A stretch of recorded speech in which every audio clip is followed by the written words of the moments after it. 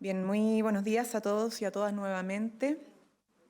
Hoy el presidente, como sabrán, regresa de una exitosa participación en la Comisión Económica de Asia-Pacífico, este foro económico mundial que reúne a líderes de distintas economías y que además logró varios avances, ¿no? Fue una gira que ha ido consolidando una relación internacional que ha encabezado el presidente de la República, Gabriel Boric, para no solamente estrechar lazos con otras naciones, otros países, sino que atraer más inversiones, enfrentar de conjunto con otros países la crisis climática que enfrenta nuestro planeta, avanzar en materia de seguridad, avanzar en materia de derechos humanos, avanzar en materias culturales, avanzar en la protección de nuestros océanos y también en el desarrollo de economías más sostenibles con mejores empleos.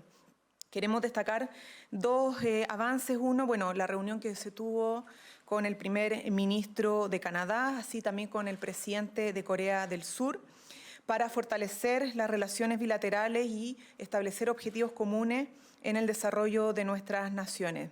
También el presidente fue uno de los principales oradores en la PEC CEO Summit, que estuvo frente a más de 1.200 representantes de empresas y organizaciones. Y también lograron avanzar en cooperación con Google y Copec Wind Ventures, que es un fondo de capitales para innovación que promueve el desarrollo de startups para encontrar espacios de trabajo en común. Como ustedes han visto, esta agenda viene a reforzar una instancia multilateral que junto con otras que se han establecido, lideró obviamente también la gira a China hace poco tiempo atrás, también estuvo en Estados Unidos en el marco de la PEP, y así se va a seguir fortaleciendo la agenda internacional para poder atraer más inversiones y un mejor desarrollo a nuestra nación. La próxima semana el presidente va a viajar a la Antártica el día miércoles junto al secretario general de las Naciones Unidas. Eso lo comunicó antes de su visita a San Francisco. Y queremos confirmar esa visita. Va a ser un viaje muy importante, no solamente para nuestro país, sino que también en términos geopolíticos. Chile es la puerta de entrada en la Antártica, ¿no?, al mundo. Y es un territorio estratégico para la observación de los procesos del cambio climático y por lo tanto para enfrentar esta crisis de cambio climático, pero también es una instancia y un polo de desarrollo tecnológico, de innovación y desarrollo de la ciencia.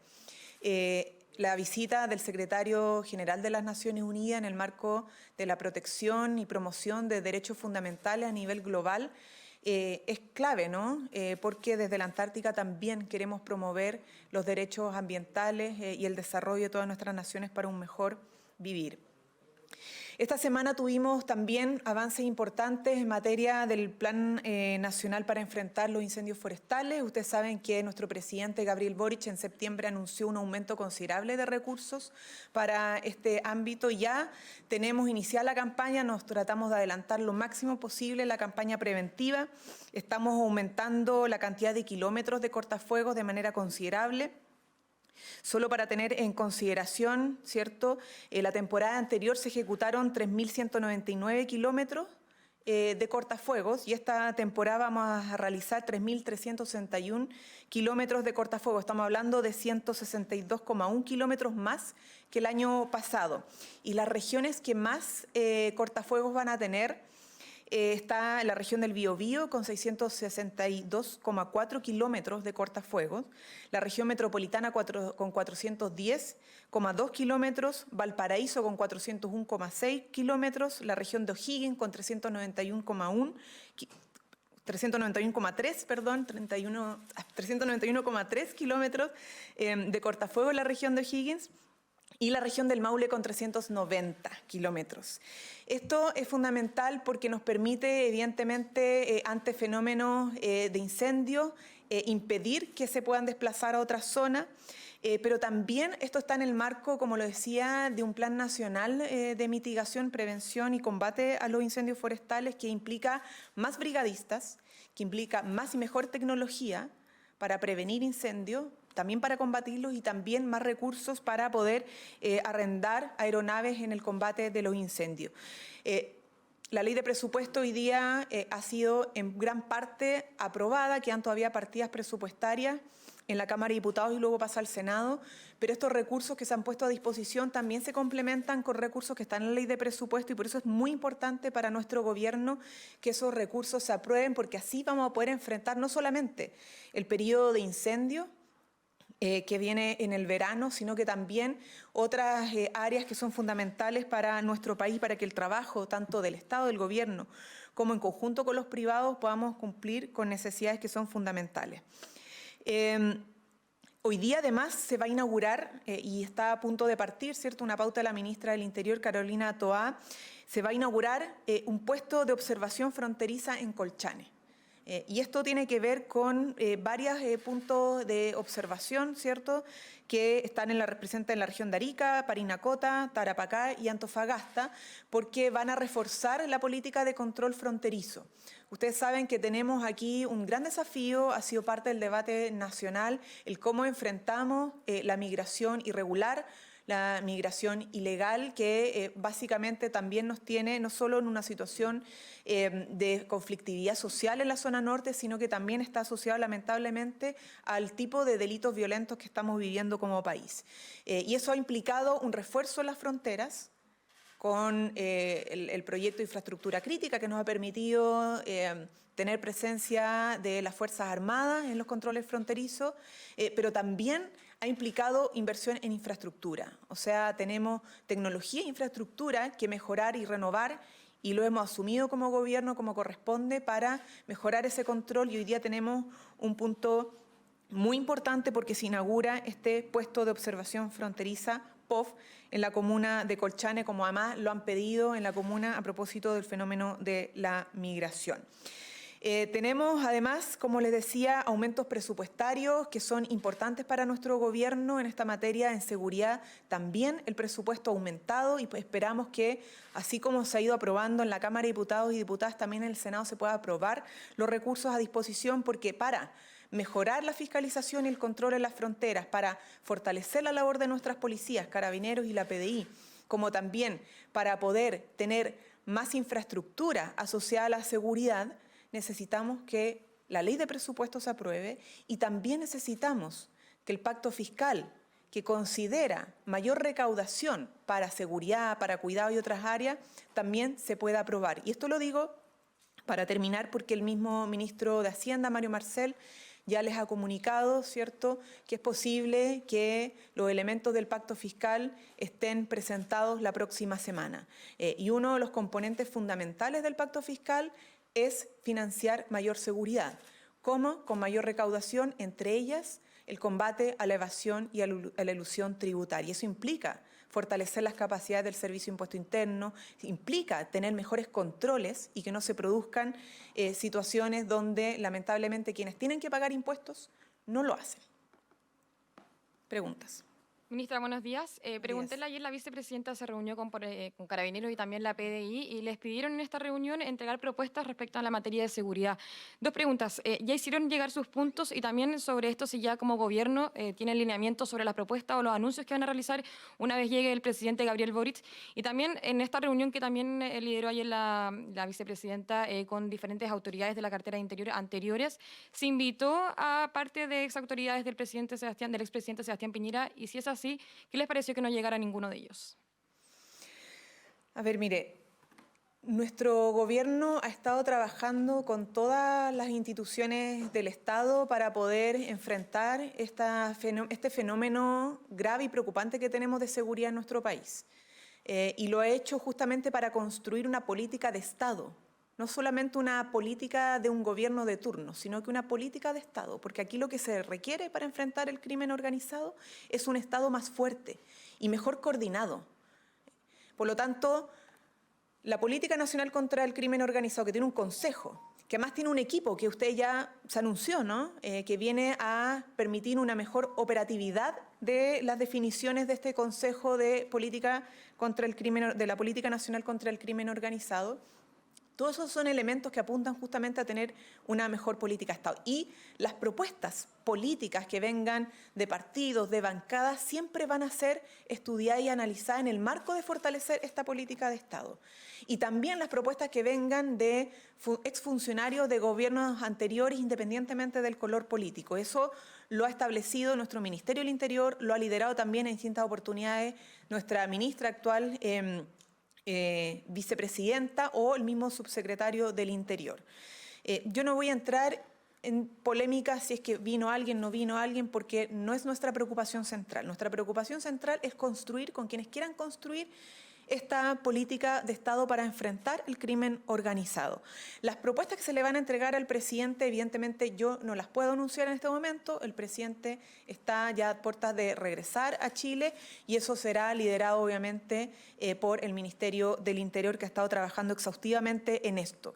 Pero vuelvo a insistir, hemos puesto a disposición recursos adicionales que antes no estaban, hemos puesto mayores capacidades a nuestras policías, a las fronteras, para poder controlar la migración, para entregar más herramientas en la persecución del delito, para potenciar además a la Fiscalía con más funcionarios capacitados en el combate al crimen organizado.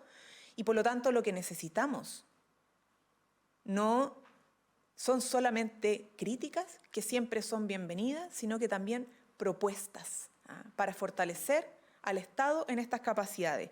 Y propuestas a veces pueden surgir también muchas con poco fundamento, y en eso también queremos ser responsables, ¿no? Porque en política a veces uno tiende a caer en hacer mucho ruido, pero con propuestas que no rompen ninguna nuez. Y por eso es fundamental que nos tomemos en serio esto y que las propuestas que se hagan contribuyan a hacer el trabajo más efectivo y eficaz por parte de las policías y nuestras instituciones.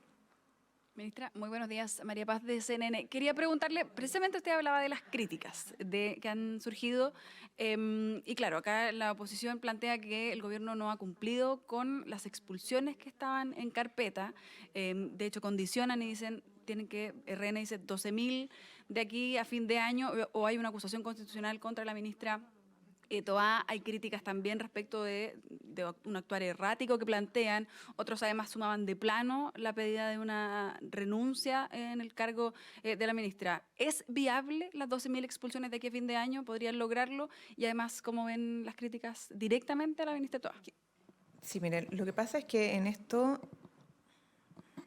hay que ser bien razonable cuando se hacen este tipo de críticas. Estamos hablando de una especie de ultimátum de un partido que era oficialista en el periodo de gobierno anterior, y en ese gobierno las expulsiones fueron alrededor de 1.300 en 4 años. Y hoy día se nos pide en un mes expulsar 12.000. Creo que hay que ser razonable y hay que ser realista cuando se hace la crítica, ¿no? Porque no podemos exigirle a otro que haga todo lo que no fuimos capaces de hacer, ¿no? Y eso es lo que está haciendo un partido que fue de gobierno en el periodo anterior. Cuando nosotros asumimos el gobierno, las fronteras estaban prácticamente abandonadas, los equipos tecnológicos, los radares, muy poco funcionando, las policías con equipamientos que no se renovaban también hace años, que no podían funcionar. Entonces hemos hecho un esfuerzo significativo, obviamente no nos conformamos, porque hay que seguir trabajando, ¿no? Vemos todavía situaciones que son muy preocupantes. Los secuestros, ¿cierto? Las extorsiones, aparecieron ahora granadas, en fin, o sea, los homicidios. No estamos tomando en serio este problema, porque es grave. Pero no es comprensible que un sector político que fue gobierno hace muy poco tiempo, que no fue capaz de expulsar a todas las personas que había que expulsar administrativamente, hoy día exija en un mes expulsar 10 veces más de lo que pudieron ellos. Entonces, pero además no es, o sea, se requieren muchos recursos, pero además una capacidad logística que en un mes no se puede desarrollar. Entonces, nosotros estamos avanzando en el procedimiento de expulsiones. Aprobamos 2 proyectos de ley para agilizar el proceso de expulsiones. que fue el proyecto de expulsiones judiciales y expulsiones administrativas. Hemos restablecido relaciones diplomáticas y el subsecretario Monsalve va a viajar además a Venezuela para poder llevar a la práctica esas expulsiones, porque una cosa es decretarlas y otra cosa es realizarlas. Y para realizarlas no solamente basta con sacarlo del país, sino que asegurar que lleguen al otro país. Y eso implica relaciones diplomáticas que se perdieron en el gobierno anterior, que no estaban, por razones ideológicas. Entonces, cuando nosotros hablamos de tomarnos en serio el problema de la seguridad y el problema de la migración, es porque realmente no estamos tomando en serio esto. Esto tiene que ver con situaciones prácticas. ¿Necesitamos más personas en la frontera? Bueno, infraestructura crítica para fortalecer la fiscalización. ¿Necesitamos más recursos? Ponemos a disposición los recursos. ¿Necesitamos mejores coordinaciones interinstitucionales? La estamos haciendo. ¿Necesitamos hablar con todos los sectores políticos? Los estamos convocando. ¿Necesitamos restablecer relaciones diplomáticas con Venezuela para poder concretar las expulsiones? Lo estamos haciendo. O sea, el trabajo lo estamos haciendo. Falta, por cierto que falta, pero no se va a solucionar con declaraciones rimbombantes, altisonantes, ni menos con amenazas, porque además, bien poco creativas, ¿no? Si queremos proponer soluciones, no podemos siempre proponer o estados de excepciones nacionales, o acusaciones, o solicitudes de descabezamiento. O sea, si queremos tomarnos en serio el problema de la seguridad, hagamos propuestas serias. Y eso es lo que queremos desde la oposición, ¿no? Que en algunas oportunidades sí nos ha traído buenas propuestas y las hemos recogido. Por eso se armó la agenda legislativa también. Pero en este caso, francamente, no solo se pide un imposible, sino que una amenaza que no es ninguna solución al problema de fondo. Y antes de pasar a la otra pregunta, solo para entender un poco, porque se habla que el gobierno depuró cierta cantidad, que eran 22.000, que perdón, llegó a los 12.000. ¿El gobierno qué? No escuché. El gobierno depuró el listado de expulsiones, que en realidad eran 22.000, que se llega a estas 12.000, que usted menciona, esta cifra que es imposible, pero que eran aún más. ¿Eso es tal como se plantea? No, que nosotros heredamos varias expulsiones pendientes, y que eran decenas de miles. Y ahí se juntan tanto expulsiones además judiciales como las administrativas. Las administrativas en general son más, pero nosotros hemos avanzado. El primer año de gobierno efectivamente estuvimos más lentos porque tuvimos que adecuar la legislación. Y adecuando la legislación, que lo hicimos, las dos leyes que mencioné, hemos podido acelerar ese proceso de expulsiones. Pero esto, insisto, o sea, para proceder a las expulsiones no solamente se requieren procedimientos administrativos, sino que recursos humanos, recursos financieros. Por eso hemos considerado y en parte lo que propone el Ministerio de Hacienda, ¿no? En el acuerdo para la ley de presupuesto es poner más recursos aún de lo que pusimos para generar las expulsiones. Entonces, ¿qué quiero decir con esto? Más allá de las cifras, ¿no? que podrá precisar además el Servicio Nacional de Migración. Pero estamos avanzando en las expulsiones y para avanzar más se requiere apoyo, se requieren recursos y se requiere responsabilidad política, ¿no? Porque la utilización política de estos casos la hemos visto permanentemente y ninguna ha dado en el clavo y ninguna ha dado el resultado esperado, que es mayor orden en el proceso migratorio, que las expulsiones se concreten o que generemos mayor seguridad en nuestro país. Todo lo contrario, ¿no? La utilización política de estos casos no resuelve el problema, solo lo acrecienta.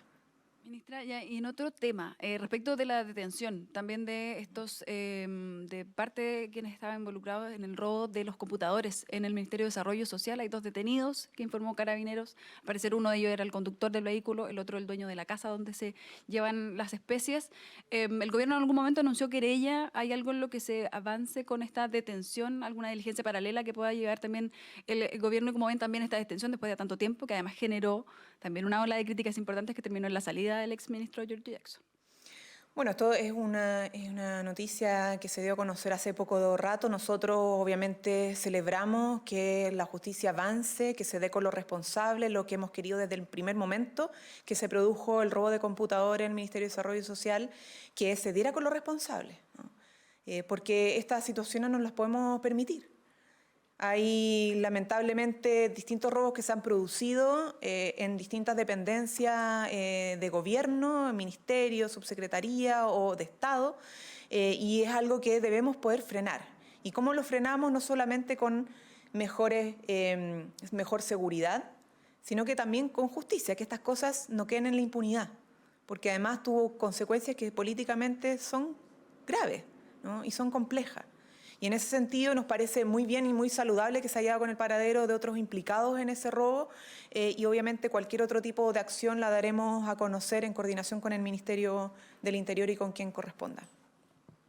Hola, ministra, buenas tardes. A raíz de la filtración de los audios del abogado Luis Hermosilla, ¿qué llamado hace el Gobierno al Congreso para que avancen en la tramitación de los proyectos que buscan precisamente entregar herramientas de acción y prevención de delito económico? Esto considerando que el ministro Mario Marcel también fue bastante crítico del trabajo legislativo en esta materia.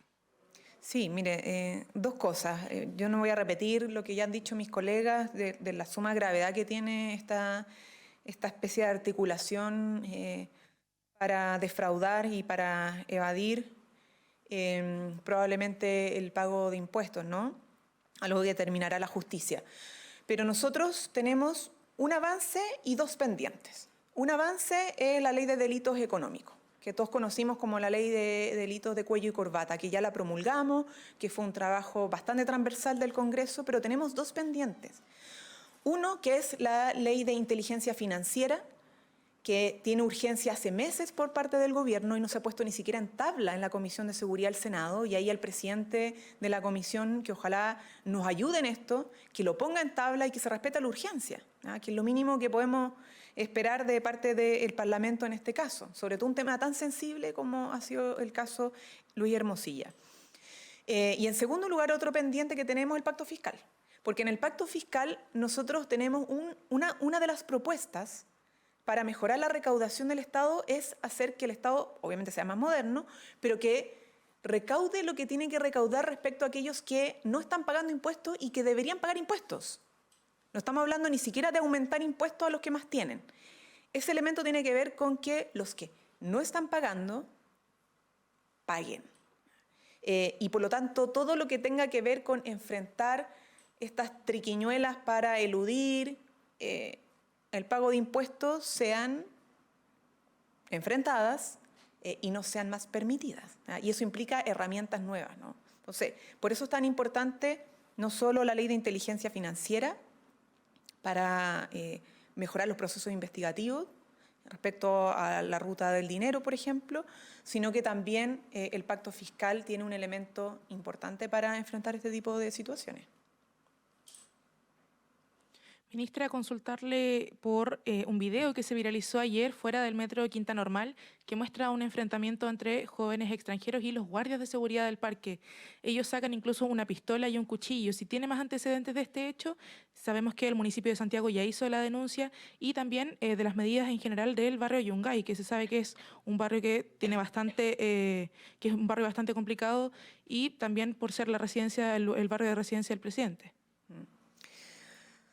Más allá de que sea el barrio del Presidencial o no, todos los barrios necesitan seguridad, ¿no? Y todos los vecinos y vecinas, independientemente del barrio que habiten, merecen vivir en tranquilidad, merecen vivir en paz. El derecho a la seguridad es un derecho fundamental para todos y todas, y por eso, evidentemente, estos son hechos graves, ¿no? Porque además estamos hablando de agredir, amenazar con armas a guardias de seguridad que se levantan muy temprano todos los días de la mañana para dar lo mejor de sí, para mantener nuestros espacios públicos lo más tranquilos y seguros.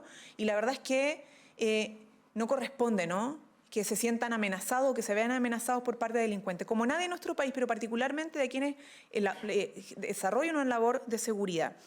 Esto obviamente son procesos que se tienen que investigar. Por suerte tenemos imágenes, y eso ayuda muchísimo para dar con el paradero de los involucrados y como corresponde en todo este tipo de delitos, esperamos que se aclaren rápidamente por parte de la justicia, que nuestras policías pueden aportar obviamente los antecedentes que se tengan y que no haya impunidad frente a este tipo de delitos.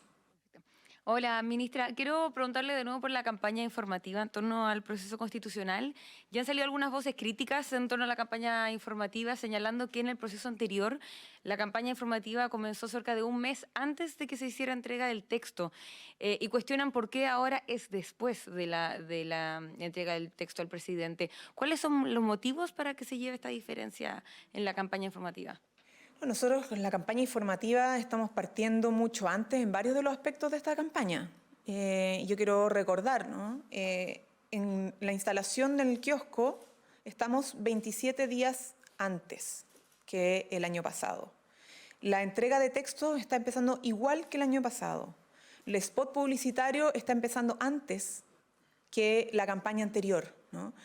Lo que pasa es que en la campaña anterior hubo un esfuerzo particular del Ministerio por explicar lo que significa un proceso constituyente, porque era el primero que teníamos. Esta es la segunda oportunidad que estamos teniendo, ¿no? Y por eso hubo un par de videos y momentos donde señalábamos que hagamos historia, ¿no? Que esa era la primera fase de esa campaña, que consistía justamente en explicar cuántas veces ha cambiado la constitución política, qué es una constitución política, por qué es importante que la gente participe. Pero ese ejercicio ya lo tuvimos y hoy día estamos en el segundo momento. Entonces, pero tiene que ver con eso, ¿no? El resto de nuestra campaña se ha ido adelantando significativamente respecto a los tiempos de la vez pasada, porque el plazo es más corto y porque también ya aprendimos, obviamente, de la campaña anterior y eso nos ha permitido acelerar ciertos procesos en esta ocasión. Hola, ministra. Yo no quiero entrar en la polémica de la separación del presidente con Irina, sino en perfilarla. Para usted que la conoce, ¿cómo describiría a Irina en una palabra y qué representó al menos en el tiempo que estuvo en el gobierno y este legado que deja de poner fin al rol de la primera dama? ¿Sabe qué? Creo que yo sé que tiene que hacer esa pregunta, pero creo que no corresponde entrar más allá de las valoraciones que uno pueda tener en el contexto que se hace esa pregunta. Creo que no corresponde por parte de nosotros emitir opiniones o juicios al respecto. No le pido una opinión, ministra, sino que me imagino todos han trabajado con ella y ella también tuvo un rol importante en la moneda, que no se desconoce y que finalmente da cuenta a un paso que por años tuvo el Palacio de la Moneda a una primera dama, por ejemplo, y que ella también puso fin a este legado dando cuenta que las mujeres, más allá de estar con un hombre que es presidente, también ejercen un liderazgo. Sí, entiendo su pregunta.